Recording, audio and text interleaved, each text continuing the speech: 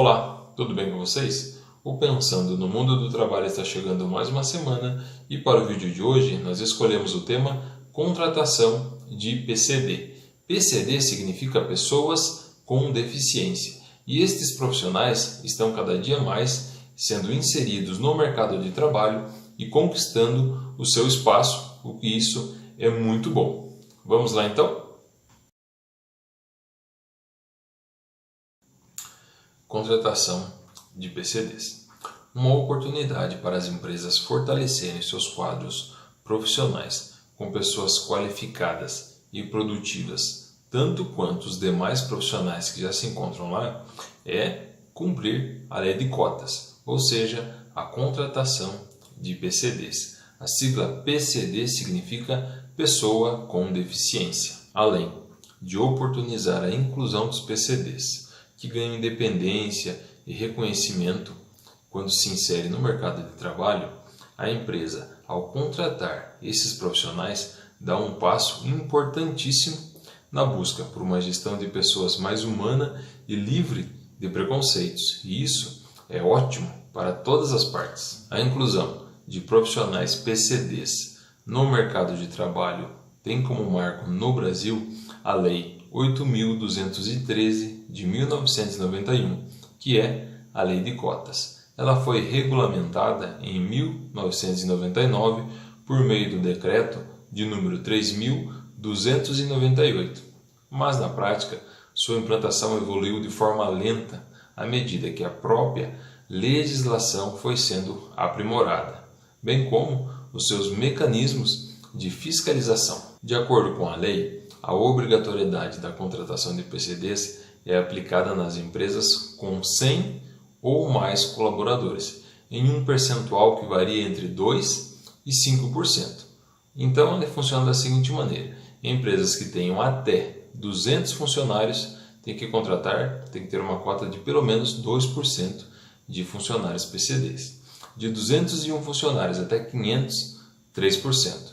De 501 até 1.000 funcionários, 4%.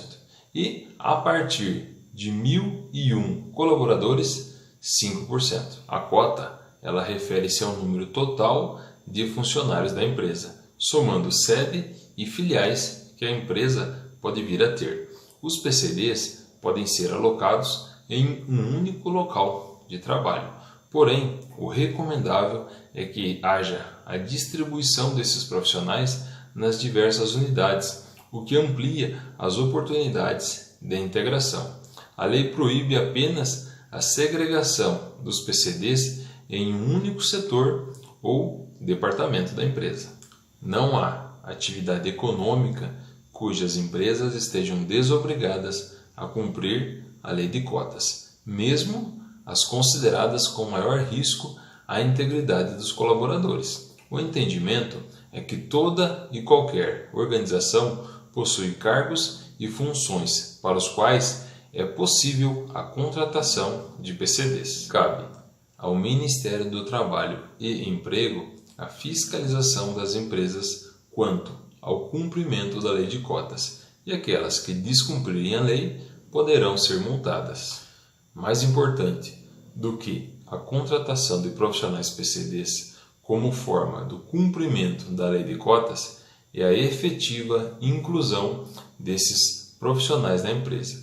Se estiverem alocados em atividades compatíveis com suas funções e dispondo de recursos adequados, eles podem ser tão produtivos quanto quaisquer outros profissionais. Um passo importante é a adequação dos ambientes às necessidades de acessibilidade dos PCDs. Trata-se, é claro, de uma etapa indispensável para garantir o trabalho desses colaboradores. Assim como quaisquer outros profissionais, os PCDs necessitam de autonomia e independência para que desenvolvam suas atividades da forma mais ampla e mais produtiva possível. Existem no mercado uma série de recursos que auxiliam no processo de adequação.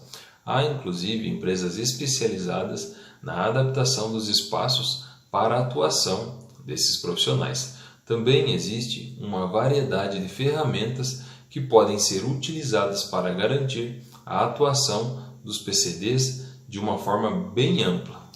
Além de garantir as condições para que o PCD desenvolva sua atividade laboral de uma forma produtiva, é preciso preocupar-se também com a sua integração ao ambiente da organização.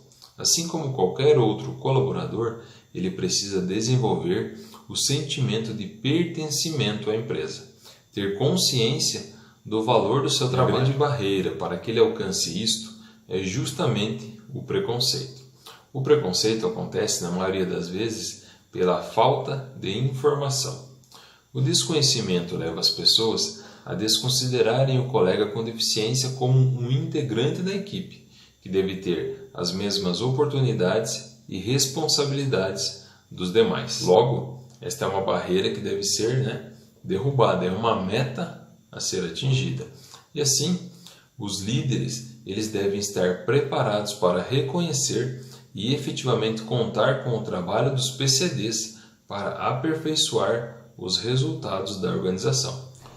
Assim, é possível desenvolver ações de conscientização, tanto nos gestores quanto nos colegas desses profissionais, inserindo a atuação dos PCDs na cultura da organização. Como funcionam os processos de seleção e contratação dos PCDs?